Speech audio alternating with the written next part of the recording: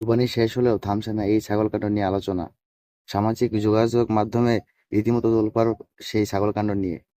এছাড়া ইফাতের আসল পরিচয় নিয়েও জনমনের প্রশ্ন ঘুরপাক খাচ্ছে। ছাগল কিনে ভাইরাল হওয়া মুশফিকুর রহমান ইফাতের বাবা হিসেবে উঠে আসে রাজস্ব কর্মকর্তা মতিউর রহমানের নাম।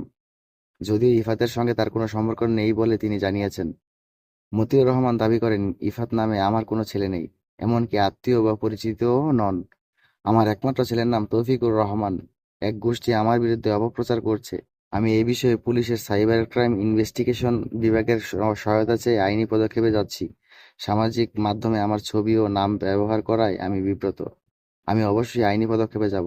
তবে ফেনী ২ আসনের সংসদ সদস্য বলছে অন্য কথা। নিজামুদ্দিন হাজারীর মতে ইফাত তার মামাতো বোনের সন্তান, আর মতিউর রহমানই তার বাবা। বৃহস্পতিবার নিজামুদ্দিন হাজারী বলেন, ইফাত এনবিআর সদস্য মতিউর রহমানের দ্বিতীয় পক্ষের ছেলে। ধারণা করছি রাগ করে মতিউর রহমান ইফাতের সঙ্গে সম্পর্ক অস্বীকার করেছেন। সূত্রে জানা গেছে, এনবিআর সদস্য মতিউর ২টি বিয়ে করেছেন। তার প্রথম স্ত্রীর নাম লাইলা কানিজ, যিনি বর্তমানে নরসিংদীর রায়পুর উপজেলার পরিষদের চেয়ারম্যান। তার এক ছেলে এবং এক মেয়ে রয়েছেন। অন্যদিকে দ্বিতীয় স্ত্রীর সন্তান মুশফিকুর রহমান ইফাত। ফেসবুকেও বাবা মতিউর রহমানের সঙ্গে ইফাতের যুগলবন্দি বেশ কয়েকটি ছবিও দেখা গিয়েছে।